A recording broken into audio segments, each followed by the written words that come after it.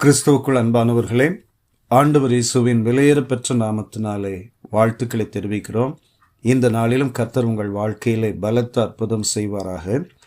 18ஆம் சங்கீதம் 34வது வசனத்திலே, வெண்கல வில்லும் என் புயங்களால் வளையும்படி என் கைகளை யுத்தத்திற்கு பழக்குவிக்கிறார். தாவீது ஆடு மேய்த்து கொண்டிருக்கிற ஒரு வாலிபன். அவனுக்கு யுத்த களத்தில் யுத்தம் எப்படி நடக்கும் என்பது தெரியாது. ஒரு முறை கரடி வந்தது, சிங்கம் வந்தது, அதை கொன்று போட்டார். ஆனால் ஒரு பெரும் கூட்டம் ஆயுதங்களோடு வரும்போது அந்த கூட்டத்தை எதிர்த்து நின்று போராடுவதற்கு ஆயுதத்தை எப்படி உபயோகப்படுத்துவது, எப்படி தப்பிப்பது, எப்படி எதிரிகளை வீழ்த்துவது என்பது தாவீதுக்கு தெரியாததினாலே தேவன் என் கைகளை யுத்தத்திற்கு பழக்குவிக்கிறார். எப்படி பழக்குவிக்கிறாராம்?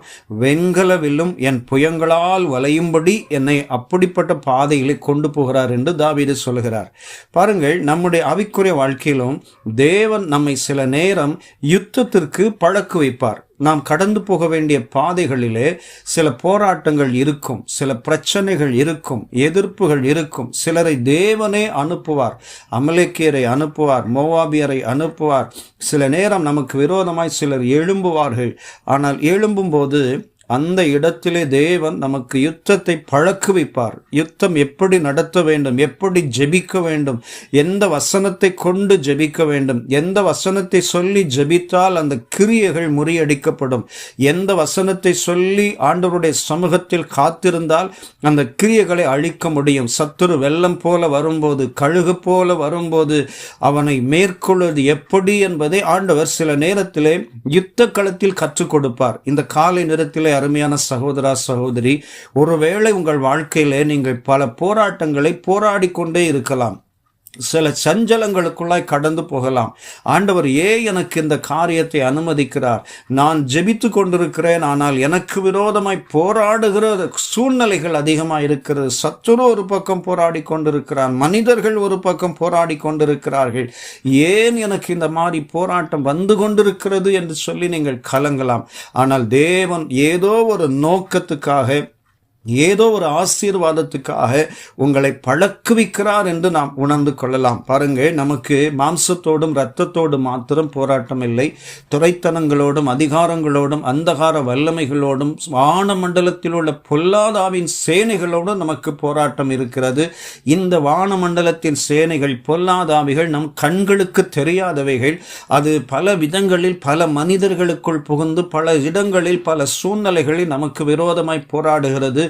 அந்த போராட்டங்களை எப்படி கண்டுகொள்வது, எப்படி மேற்கொள்வது என்பதை தேவன் தம்முடைய ஆவியினாலே நமக்கு கற்றுக் கொடுக்கிறார்.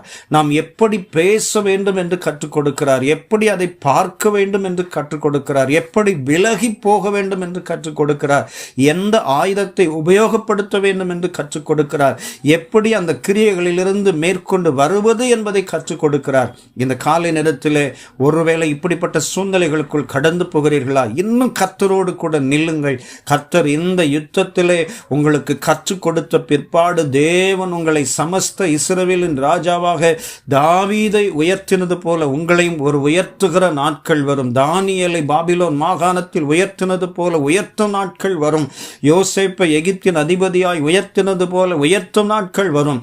இந்த காலை நேரத்திலே விசுவாசத்தோடு சொல்கிறேன், அருமையான சகோதரா சகோதரி, இந்த காரியங்கள் உங்கள் வாழ்க்கையிலே ஒரு நல்ல படிப்பினையாயிருக்கும்.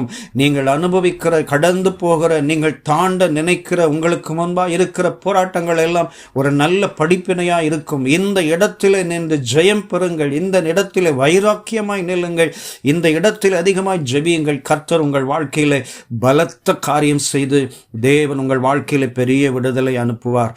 தாவீது சொல்லுகிற இந்த வசனத்தை மீண்டும் ஒரு விசை நான் வாசிக்கிறேன்.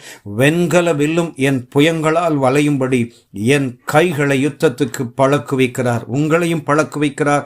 தாவீதுக்கு ஜெயத்தை கொடுத்தது போல உங்களுக்கும் ஜெயத்தை கொடுப்பார். கர்த்தர் உங்களை ஆசீர்வதிப்பாராக.